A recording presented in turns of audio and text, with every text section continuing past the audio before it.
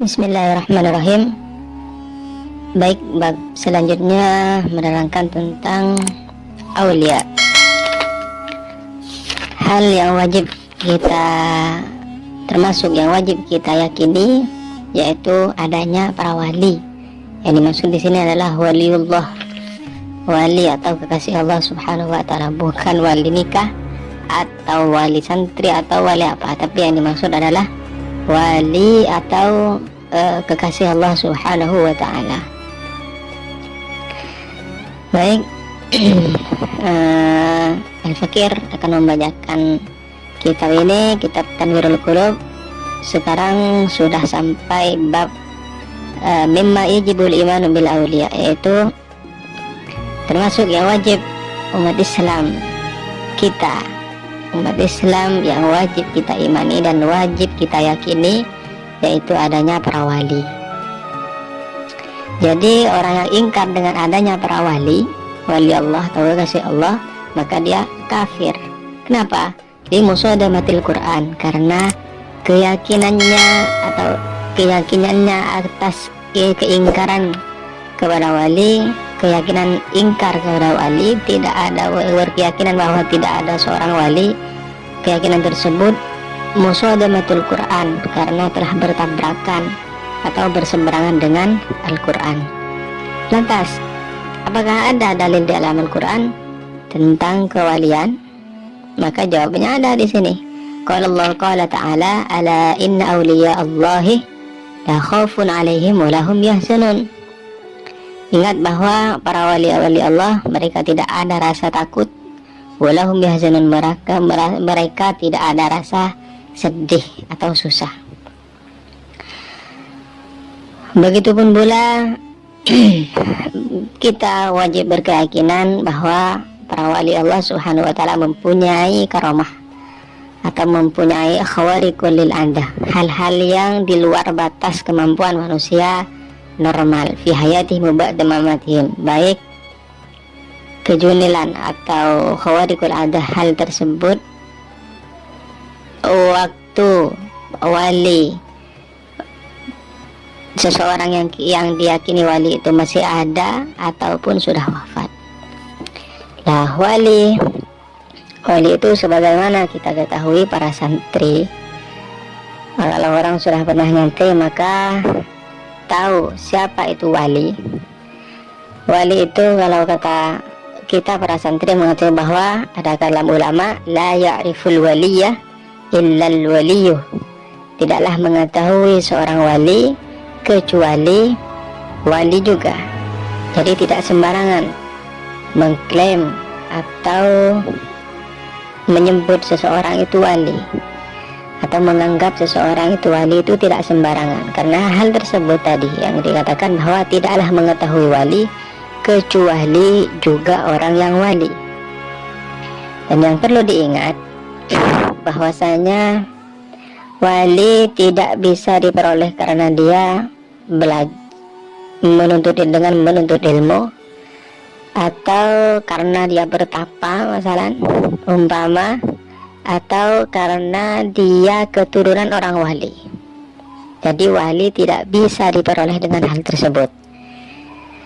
Maka dikatakan juga oleh sebagian daripada ulama, terus bagaimana? Masalah umpama ada wali yang mana abah atau bapak atau ya abah daripada wali tersebut juga wali, itu kan menunjukkan bahwa wali bisa diperoleh dengan turunan. Oke, baik. Begini, ada kalam ulama bahwasanya auladul wali, anak atau keturunan orang wali, atau auladul alim atau keturunan orang-orang alim, atau santri orang wali. Jadi wali tidak bisa diperoleh dengan nyantri dengan orang wali, belum tentu dia menjadi wali. Meskipun ada sebagian santri yang wali karena dia nyantri kepada orang wali, itu tidak semuanya. Jadi santri orang wali, anak atau keturunan orang wali atau orang alim, Itu dikatakan oleh sebagian ulama, mereka mempunyai 3 pilihan. Jadi masalan Zaid anaknya Amr itu wali lah, maka Zaid mempunyai 3 pilihan. Atau Zaid santrinya Umar. Jadi Zaid mempunyai 3 pilihan. Amr yang tadi wali, Zaid nyantri kepada Amr, maka Zaid mempunyai 3 pilihan. Yang pertama, imma sabiq. Terkadang Zaid yang santrinya Amr atau Zaid yang keturunannya Amr yang wali tadi, imma sabiq. Pilihannya yang pertama, bisa dia melebihi daripada orang tuanya atau gurunya. Jadi kewaliannya bisa lebih tinggi atau kealimannya bisa lebih tinggi. Yang kedua, wa imma lahik. Pilihan yang kedua, dia bisa memilih sejalan, sama, setara tingkat kewaliannya atau tingkat kealimannya dengan guru atau orang tuanya. Itu lahik, menyusul. Yang ketiga imma mahik. Dia mahik, ini yang lebih parah. Yang parah ini yang ketiga, yaitu mahik, sama sekali tidak mengikuti jejak guru atau jejak orang tuanya. Gurunya alim, tapi santrinya tidak mengikuti bagaimana cara belajar, bagaimana cara mutalaah gurunya, bagaimana manhaj atau thariqah yang dipakai oleh gurunya semasa belajar atau mengajar.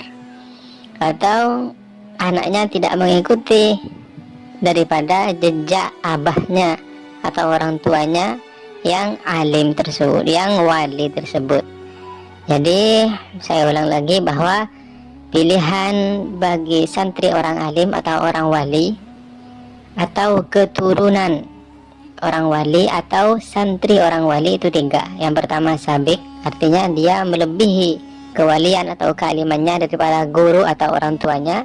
Yang kedua, lahik, menyusul, sama atau setara kewalian dan kealimannya. Yang ketiga, yaitu mahik, sama sekali tidak mengikuti, ya tidak wali, tidak alim, mahik, menghapus jejak daripada guru atau orang tuanya, sama sekali tidak mengikuti jejak mereka. Jadi wali itu tidak sembarangan seseorang mengklaim orang lain itu wali, karena dikatakan juga kalau mengklaim atau menganggap seorang itu wali padahal dia tidak wali, kelakuannya atau amaliyahnya secara syariat dia menyimpang dan dianggap-anggap wali atau dia agung-agungkan, maka itu bisa iftiraan Allah, berbuat-buat kebohong kepada Allah Subhanahu wa ta'ala. Dia bukan wali, bukan kekasih Allah, dianggap atau langsung diklaim tanpa melihat amaliyah sunnah, kitab dan sunnahnya. Jadi pesan Al-Fakir, tidak gampang, jangan menilai seseorang tanpa kita mengetahui amaliyah kitab dan sunnahnya, atau kita tahu bahwa terkadang pendapat atau argumennya melenceng daripada Alkitab, Sunnah dan kitab ulama-ulama salaf terdahulu. Wallahu a'lam bishawab.